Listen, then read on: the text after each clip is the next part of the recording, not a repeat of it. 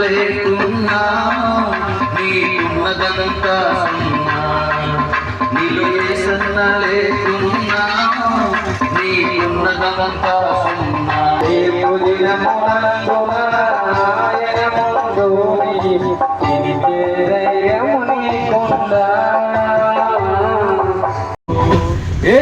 రాజుగా వచ్చుచున్నాడు, భూలోకమంతా తెలుసుకుంటారు.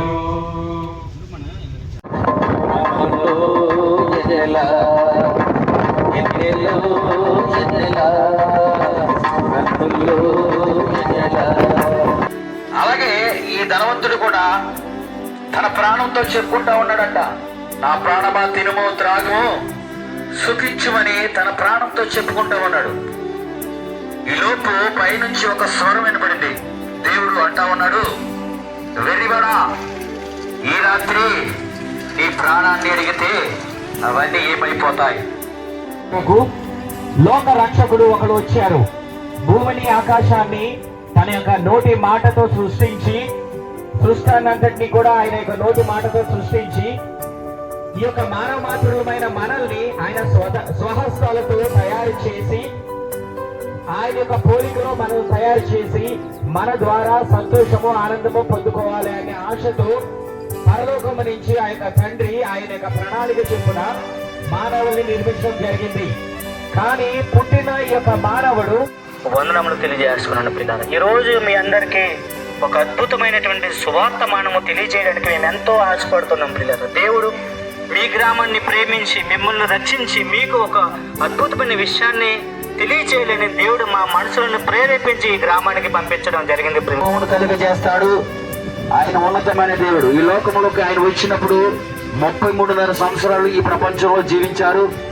అటువంటి టైంలో ఎంతో మందిని, గుడ్డివారిని, మోగవారిని, కుంటివారిని ఓచ చేయగలవారిని తండ్రి, అనారోగ్యంతో బాధపడుతున్న వారికి ప్రభా మీ స్వస్థత దయచేయండి. అసమాధానంతో ఉన్న వారికి సమాధానం దయచేయండి ప్రభా. అలాగే నిరుద్యోగ సమస్యతో బాధపడుతున్న వారికి మంచి ఉద్యోగాలు దయచేయండి.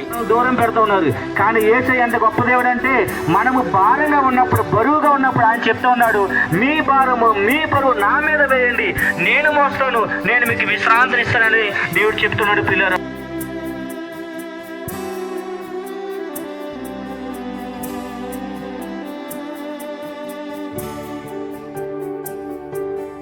ఏ అవసరతలతో ఉన్నారో, ఏ అనారోగ్యాలతో ఉన్నారో, ఈ మనశ్శాంతి లేని జీవితాలు, లేదంటే అప్పులు బాధలైపోయిన జీవితాలు, కుటుంబ సమస్యలతో ఉన్న జీవితాలు, మరొకసారి ఎటువంటి కుదరని వ్యాధులు, బాధలు అనేక మందిని ప్రభా పట్టి పీడిస్తున్నప్పటికీ కూడా విడిపించే నాదుడు మీరొక్కరే అని తండ్రి మీ పాదాల చెంతకు వస్తున్నాము. ఈ యొక్క కుటుంబ సభ్యులైనా సరే ఏదో ఒక విషయంలో మనల్ని దూరం పెట్టడం జరుగుతుంది.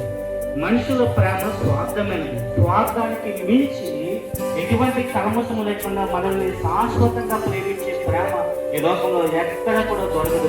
కానీ దీని మీద దేవుని యొక్క ఆశీర్వాదం మన యొక్క చేతి పని మీద లేకపోవడం వల్ల మనం ఎంత కష్టపడుతున్నా దాని తాలూకా ఫలితము మనం పొందలేకపోతున్నాము. నా ప్రియ సహోదరి సహోదరులారా, మనము ఈ యొక్క భూమి మీదకి వచ్చిన మనము ఈ యొక్క పాపము నుంచి, శాపము నుంచి, బాధల నుంచి, ఇబ్బందుల నుంచి మనం బయటికి రావాలంటే యేసు ప్రభువు యొక్క వాక్యం చెప్తుంది, నేనే లోక రక్షకుని, నేనే మార్గము,